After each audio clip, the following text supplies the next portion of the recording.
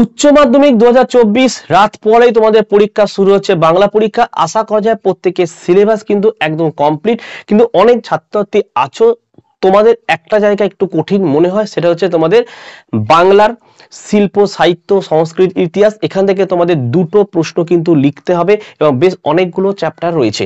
এখান থেকে দুটো চ্যাপ্টার পড়ে গেলে আর বাকি চ্যাপ্টার বাদ দিয়ে গেলেও কোনো সমস্যা হবে না, ওখান থেকেই তোমাদের পরীক্ষার প্রশ্ন আসবে। ঠিক ভাষারও তোমাদের দেখো 4টি চ্যাপ্টার রয়েছে, তাই না? রূপতত্ত্ব, ধ্বনিতত্ত্ব, শব্দতত্ত্ব।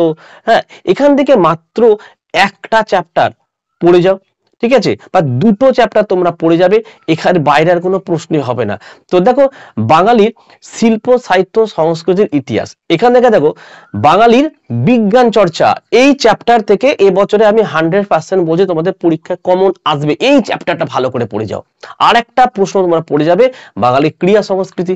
ক্রিয়া সংস্কৃতি যদি তোমরা দেখো এবছরে কিন্তু আসতে হচ্ছে ফুটবলটা, যদি এখান থেকে প্রশ্ন আসে একদম গ্যারান্টি ফুটবলটাই আসবে, ঠিক আছে।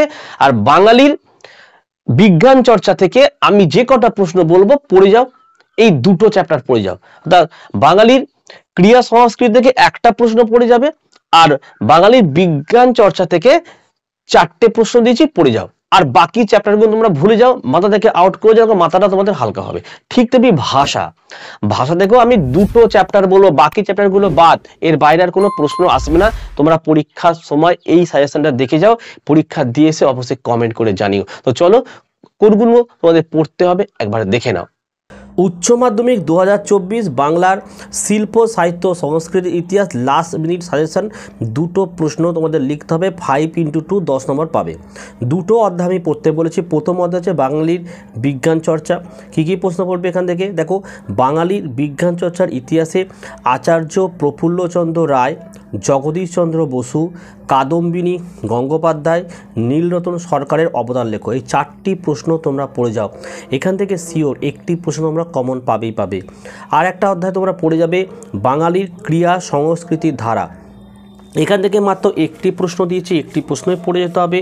ফুটবল খেলার ইতিহাসে বাঙালি সাফল্য কীভাবে হয়েছে আলোচনা করো। দেখো তাহলে বাঙালির বিজ্ঞান চর্চা থেকে এই দুটো প্রশ্ন পড়ে যাও, 10 নম্বর একদম হাতের মুঠোয় চলে আসবে, ঠিক আছে।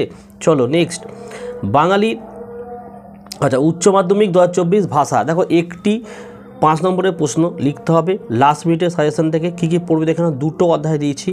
একটা হচ্ছে বাক্যতত্ত্ব, এখান থেকে দুটো প্রশ্ন পড়বে। কী কী? এক হচ্ছে বাক্য কাকে বলে, এর সাথে গঠনগত দিক থেকে বাক্য কয় প্রকার, প্রত্যেক প্রকারের সংক্ষিপ্ত বিবরণ দাও। 2 নম্বর দেখো বাক্যের অব্যবহিত উপাদান বলতে কী বোঝো, বাক্যের অব্যবহিত উপাদান বিভাজনের নীতিগুলি উদাহরণসহ লেখো।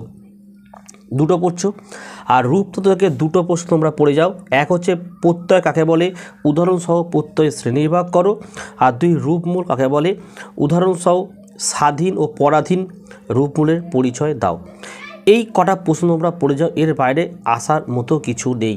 ওকে, প্রত্যেকেই দেখে নিয়েছো, এই সাজেশন দিলাম, এই সাজেশনের প্রত্যেকটা প্রশ্নের উত্তর একবার দেখে যাও, পরীক্ষার বাইরে কিন্তু আসবে না। এবার বাংলার যে মূল সাজেশন একদম অধ্যায় টু অধ্যায়, এই ভিডিও ডেসক্রিপশন বক্সে ফ্রি পিডিএফ এর লিঙ্ক আছে, তোমরা ক্লিক করে অবশ্যই পেয়ে যেতে পারো। তো পরীক্ষা প্রত্যেকেই ভালো করে দেবে, কেমন পরীক্ষা হলো অবশ্যই কমেন্ট করে জানাবে, ঠিক আছে। আর পরবর্তী ভিডিও যে পরীক্ষাগুলো আছে সেগুলো অবশ্যই ভিডিও আসবে। আর ভিডিও ভালো লাগলে লাইক করো এবং চ্যানেলে নতুন হলে চ্যানেলটিকে সাবস্ক্রাইব করো, পাশে থাকা বেল আইকন প্রেস করে অল নোটিফিকেশনটাকে অন করো, যাতে আমি যখনই কোনো ভিডিও আপলোড করব সবার প্রথম যেন তোমাদের কাছে পৌঁছে যায়। তাহলে আজকের ভিডিও এখানে শেষ করছি, তোমরা প্রত্যেকে ভালো থেকো এবং সুস্থ থেকো।